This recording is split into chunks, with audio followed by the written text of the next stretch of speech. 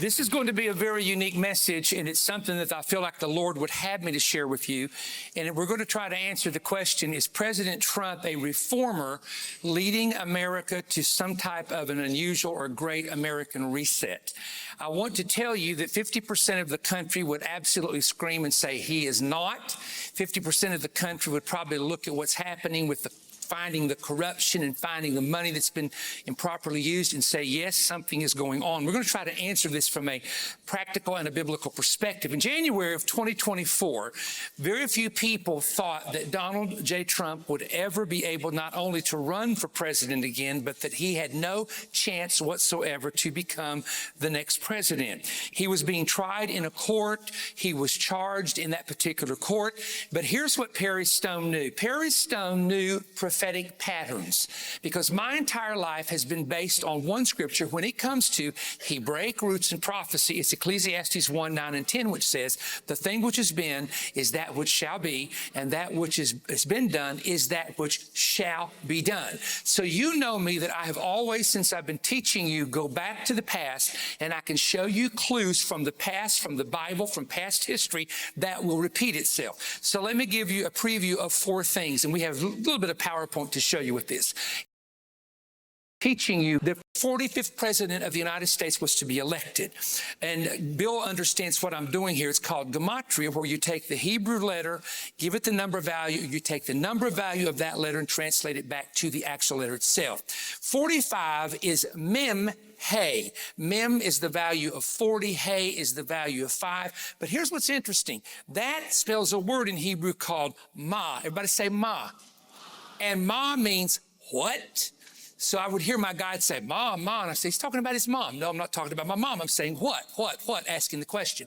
So I preached 3 times in that year of the election and said that whoever would win the 2016 election, everybody would say, what? How in the world did this happen? And that's exactly what happened the day after on Fox News, when one of the commentators was saying, a female commentator was saying, how in the world? What? Everybody's waking up saying what? And my phone texts start blowing up. Perry, you told us this was going to happen. But it's simply what we'd call Hebraic hints. It's not a prophecy. It's a hint that is found in the alphabet, and by using these ancient systems that many rabbis have used. The second thing I began to see several years before the election was the patterns of President Trump and a former president named Grover Cleveland. And I began to teach about 2021 the patterns of Grover Cleveland and Trump. And most of you know what those patterns are now.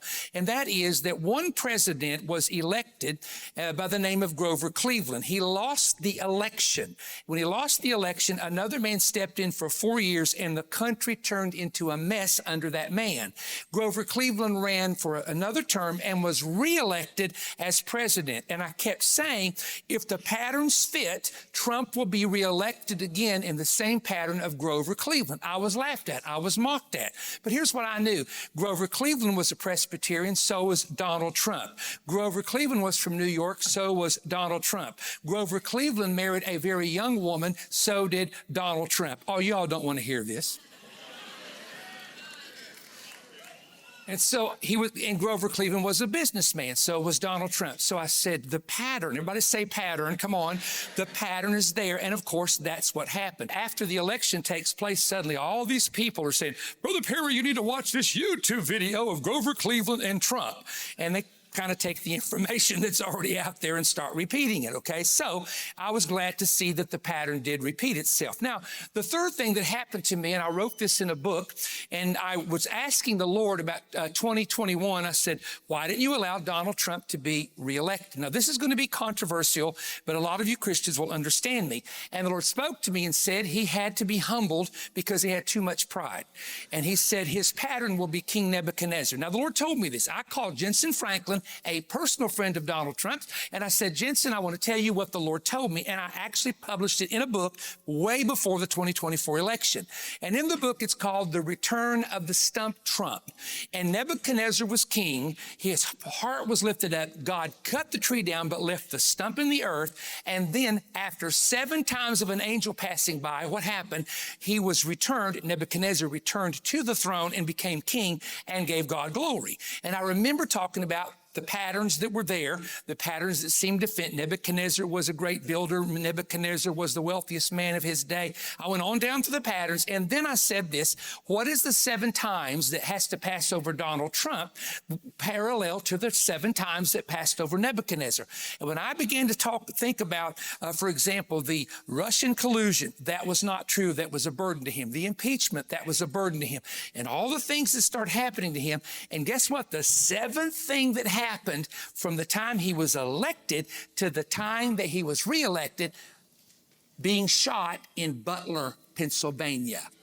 That was the 7th. And that's when I said, based on the pattern, he will come back to the White House. Now, again, we're talking about prophetic patterns. Something interesting, Bill, and I think I called you about this, but I began to look at president number 45. And if you take the numbers, as I said a moment ago, Mem, Hay, the Mem is 40, Hay is 5, that's 45. Then you get Ma, which is what? Then I looked at 47 and 40. We just couldn't come up with anything in 47. So then I took 45 and 47 and put the words together. So put that on the screen. Now, we're reading here, and Bill's going to be driven crazy by this. Instead of going from I know what you're doing, from left to right, which is normal Hebrew, we're doing the old American thing and going from right to left. Mem Hay is 45, 47 is Mem Zayin. And when you put the word together, it spells a word. Are you ready for this? It spells a word that means gift from God. Some people wouldn't think so. Really, some people would not think so. So here's what I'm trying to say to you.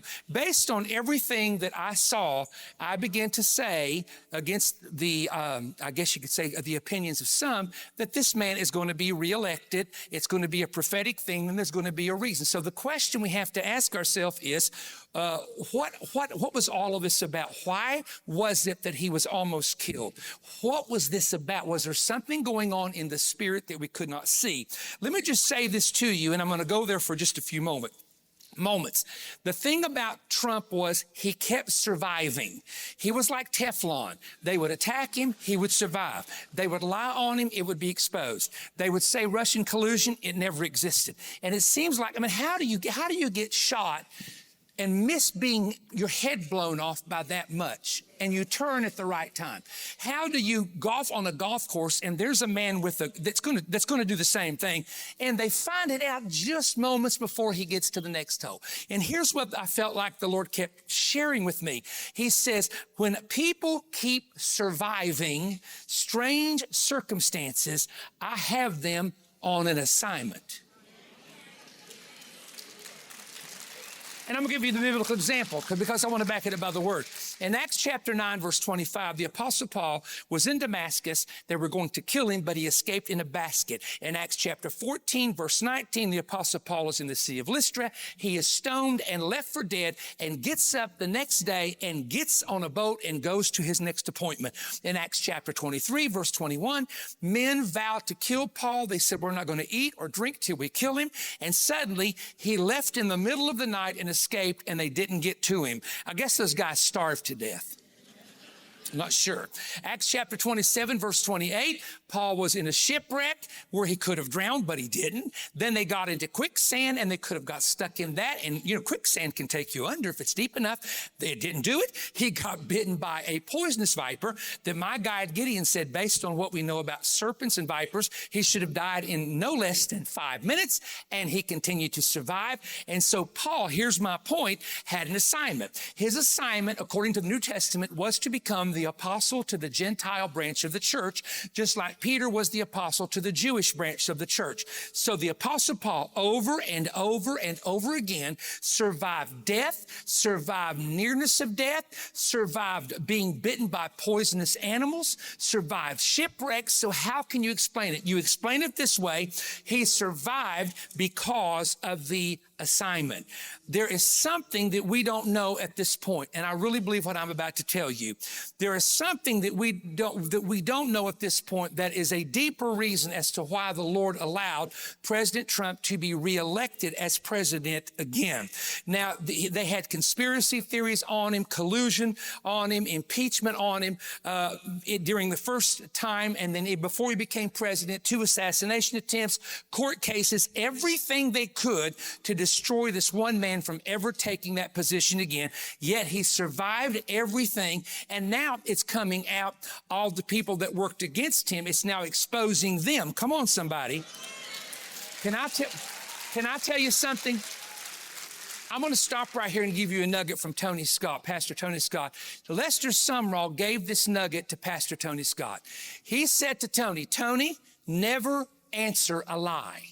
When they lie on you, never defend yourself. When you know they're lying on you and it's even hurting you, you think in the eyes of people, never defend yourself. And Tony said, why? And he said, because the lie will die. Because the lie has no truth in it. And because the lie has no truth in it, God cannot support it. And when God sees it's the lie, then God comes through and exposes the lie eventually. Oh, it takes time sometimes, but he exposes it eventually. And then people begin to realize, just like many of Trump's personal cases the first time he was president, and eventually the truth will come out. Now, 5 times assassins have killed presidents of the United States. Most of them were killed on the 0 year if they were elected on a 0 year. There was failed attempts on Theodore Roosevelt, failed attempt on President Ronald Reagan, failed attempt on Gerald Ford. In fact, 2 failed attempts on Gerald Ford and 2 failed attempts on Trump before he was elected as the president for the 2nd term. Every president, and I'm not going to go through all of these, but every president has a special assignment. God allows a particular man to come to power because he will make a decision which will be very important for his generation. Truman was supposed to have lost the presidency. He was supposed to have lost the election in 1948. The Chicago newspaper printed copies that are very valuable and very famous that the other man had won when he had not yet won.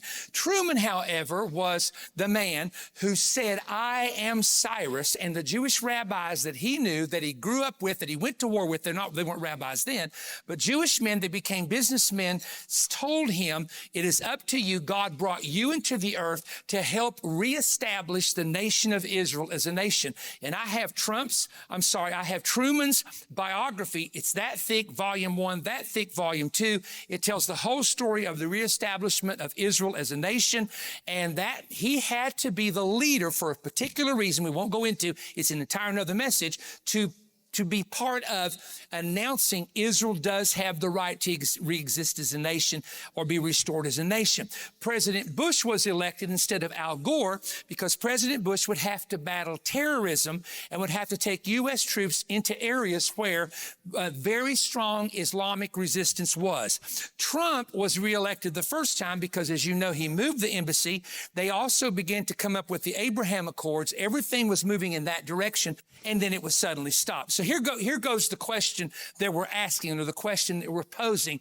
Is Trump a reformer leading a great American reset? And we're going to try to answer that, but we go back to the Bible for some foundational study. First of all, what is a reformer? A reformer, by definition, is someone working to change or improve a society or a government. In the Old Testament, not only did kings rise that were reformers, but some actually reformed the entire nation of Israel spiritually. 3 reformers are in the Bible: King Hezekiah, King Josiah, and Ezra and Nehemiah, who worked together. Now, King Hezekiah reinstituted the Passover. He destroyed idols. He restored the temple, which was in ruins, and he restored the worship and actually the teaching of the Word of God back to the people. King Josiah restored the covenant. He started raising up small groups with prayer. People began to study the Bible, and I'm abbreviating this without going into great detail. You can look it up later yourself. Ezra and Nehemiah worked together to, now watch this, to rebuild the city of Jerusalem, to rebuild the walls to protect the city of Jerusalem. And this is funny. And they start firing the priests that weren't doing their job.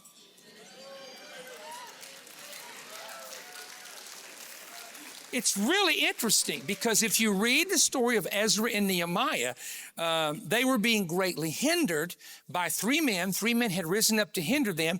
And Nehemiah said, if you go to the YouTube video called Oh No, just Oh No, it says Oh No. It's got a picture of me with my mouth open saying Oh No. And I'll teach you something about Oh No. 5 times in the Bible, a place called Ono is mentioned. And 3 men, you had Sanballat, you had Gershom, I think was his name, but you had 3 men who were coming against the Jews because Samaria was the headquarters. Samaria, everything had been moved there. Samaria had been the economic center for 70 years. The Jews are coming back. They're going to rebuild the wall. They're going to rebuild the city. It's going to take the economy away from Samaria. So these Samaritan men began to mock the Jews, criticize the Jews, threaten the Jews. And finally they said to Nehemiah, they said, we want you to go down. This is in the Bible, to the plains of Ono, and it's spelled O-N-O, Ono, and meet us in the plains of Ono. And Nehemiah said to them, let me tell you boys something. This sounds like who our leader is now. He said, let me tell you boys something. I am busy rebuilding the wall. I'm kicking these lazy priests out of their position and getting rid of them. I'm not paying them anymore. And I'm telling them they got to get out of Jerusalem or else. And he said, I am reforming this city the way God wants it to be reformed. And I don't have time to come off the wall down in the plains of Ono and talk to a bunch of belligerent men. Hello. So let's just talk for a moment about some things that Donald Trump has done, which is very different from any of the men of the past that have ever served as president. Number one, he opened up a department, or what we call a religious department, and part of the purpose of that is to prevent Christian oppression by government leaders, by judges, and other people. So another thing that he did is he began to announce against any other president that Obama said, we are not a Christian nation. Donald Trump comes along and says the opposite. He says we are a Christian nation. He's building walls at the border. He's trying to protect the country. He's trying to get people out, just like Nehemiah did, that don't have a purpose and they've lost their purpose, or they're hindering or they're harming. He also said Jerusalem is the capital of Israel. Every other president I remember talked about moving the embassy to Jerusalem, and not one of them would do it because they were told by I won't say who they were told by, but they were told that if they did, war would break out, hell would break out, nuclear bombs would fall. And what was funny is the whole time that the news was screaming, you can't move the embassy to Jerusalem. You'll remember this, Robert. Our bus driver, Joseph, in the 2005 to 2012 probably, Joseph would pass a building near, what is that called? Ramat? Ramat Rochel, right? Is that how we say it? So we passed it. He said, this will be the U.S. Embassy. It was an empty building. And news media people were saying, oh my goodness, it's going to cost billions of dollars to build. It was already built. It's going to cause a war in the Middle East. No war ever broke out. And we got to take pictures right after they put the U.S. seal in the U.S. Embassy in the city of Jerusalem. Some people talk about doing something and other people do something.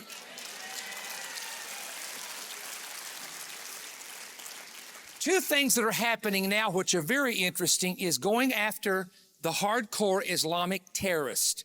There's a lot of Muslims that are peace-loving people throughout the world, but there is an element, and they've given me the number of maybe up to 5 to 10%, maybe at the most, that are radicals that are involved with terrorism, and these are the people he's working on many fronts with that, and also the drug gangs that have brought fentanyl in and just people. We have a young man that used to be in our ministry here, took a pill to sleep. It was laced with fentanyl. He didn't even know it. He died in the apartments right over the hill there. Just a sweet young man. And so all the fentanyl problems that are coming in, he is trying to deal with that. Now, let's talk for a moment. We're going to get now from this part of it, and we're going to move more into what we call the prophecy side, the future. And then we're going to be discussing in just a moment something that I believe, and this came to me through a pastor friend of mine, Walter Hallam in Lamarck, Texas. I'm going to share with you in a moment a revelation he had that just blew my mind and opened up my understanding. Is anybody ready to hear that? Come on, give the Lord a hand if you're ready to hear it.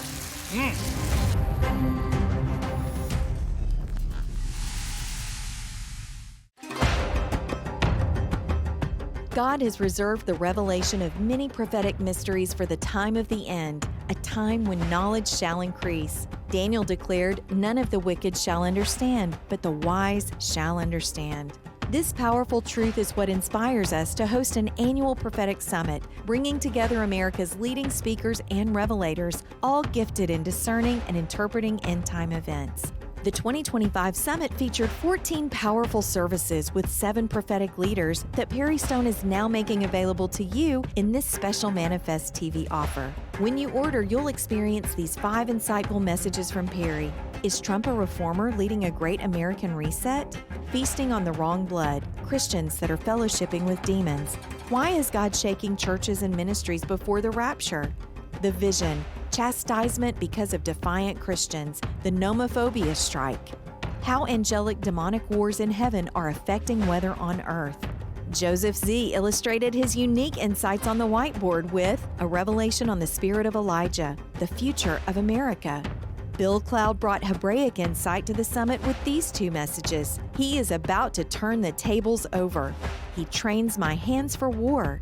Mark Biltz used PowerPoint illustrations and charts to reveal Hebrew nuggets in his 2 teachings.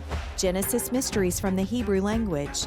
Birth pangs of the final redemption. John Kilpatrick posed the question, "The earth is speaking. Are you listening?" Plus, Jonathan Cahn expounds with a powerful message tracing the dragon's attack on Israel, and Mario Murillo hits hard with his message, "Away with the sissy false prophets." All 14 messages are now available on DVD for $95 and audio CD or USB drive for $65. This offer is also available for purchase as a digital audio download and video on demand when you visit perrystone.org. DVDs and video on demand include all PowerPoints, whiteboards, scriptures, and illustrations shown by the speakers. You'll receive over 14 hours of prophetic teaching, an investment in knowledge, understanding, and wisdom. Your purchase helps Perry Stone Ministries continue a global outreach. To order, visit perrystone.org or call toll-free 1-888-21-BREAD. That's 1-888-212-7323. Or write to Perry Stone, P.O. Box 3595, Cleveland, Tennessee 37320. Include your check and the appropriate offer number. For DVDs, use offer number 25PS-DVD. For CDs, use offer number 25PS-CD. And for USB drive, use offer number 25PS-USB. If you love biblical prophecy, this could be your greatest spiritual investment in 2025. We look forward to hearing from you soon. All right, now, this is real important. When you watch the Manna-Fest telecast, I'm going to give you a number of excerpts from what we call the International Prophetic Summit this year, okay? I want you to understand something, that all of our speakers, including myself, will share things there. What we call, and they're taped, the messages are taped, but we edit a lot of times what goes on television, and that's for wisdom's sake. If you say some things, it triggers some people, and those people begin to attack on social media. Or if you say certain things, it triggers people who differ with what you believe. So now everybody wants to have their opinion out there. So what we do is we save those messages, and those people begin to attack. We edit out the parts for TV, but I want you to know this. This has totally unedited messages. So if it's on Manna-Fest and we've taken something out, it is not taken out on the DVD or the CD or what we call the MP3, which I call this a flash drive. So here's what I want you to be aware of. This is the best summit, in my opinion. In fact, I've had speakers that go to all the summits. They're invited all over the world, the United States. They said, "Perry, your people who watch TV, watch Manna-Fest, and come to this meeting are the best that we've ever." They're knowledgeable. They have a foundation. But if you want to know more about the time of the end, you want to know more about the return of Christ, you want to know more about why did the Lord allow you to be born in this season, why has He allowed you to birth children in this season, you could have been born at another time, but He chose you, just like He did Esther, to come to His kingdom for such a time as this. And we just really want you to understand that every person, there is a purpose. I mean, these messages are so broad, it doesn't just stick with one thing. Then we hope that you will obtain the message. I wanted to make you aware of that. And the other thing is we now have what's called digital downloads. Now, there's a price for all the downloads, but you can do that if you live outside of the United States, especially maybe you live up in Canada, and you can purchase those. And it's taken us a long time to get to this place where the income that you purchase it with is transferred here to the U.S. And so this is something we've just been able to start doing, and we're now realizing that we can reach more people. I know we tried to send this material to certain nations, and it ends up coming back, or it ends up getting lost in the mail, or it ends up in customs. And this is the way that you can do it outside of the U.S. But if you live inside the country, please take advantage of that. All right, I've said enough about that. Let me just mention that we're excited about the main event, which is coming up in October. And we're also thrilled to be able to go to a lot of new places that we have been, actually will be the first time, either in many, many years, or the first time we have ever ministered in that area. Now, when we go on a weekend, like we are on a Friday, Saturday, and Sunday, and we do a full weekend, we have a lot of different things that we do. We minister, we have altar services, and we also have resource tables available. But there are things that we may plan. Sometimes we'll do a partners gathering if it works out with just our partners, and we sign the books of our partners. And speaking of partners, here's my Partner Strike Force mug. That's what I put my water in. So if you want to be a partner of our ministry, which these are very wonderful people, contact us at perrystone.org, or you can go online and do that, or call us, because we have a great partnership. Pam and I recently just taped a message, just her and I together, for our partners, and we want to minister to our partners as much as possible, because you minister to us and you help us keep the gospel around the world, reaching millions, hundreds of millions of people. Thank you for your time and your prayer, and we'll be back next week. Help amplify Perry's message and ministry by joining the Partner Strike Force today. As Perry's partner, you'll be supporting multiple outreach programs from Perry Stone Ministries, including worldwide evangelism, feeding the underprivileged, the Manna-Fest telecast, creating books and media, prison ministry, and more.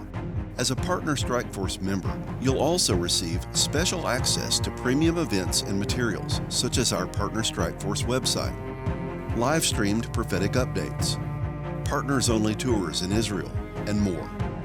Go to perrystone.org and sign up today. Expand your understanding of Scripture. Advance your effectiveness in ministry. Earn certification for your knowledge of the Bible. International School of the Word. Developed by Perry Stone and Dr. Brian Cutshall, ISO.org is the premier online Bible school with dozens of courses, hundreds of lessons, and thousands of students all over the world. Sign up for one of our exciting, affordable Bible courses and begin your journey at ISO.org today.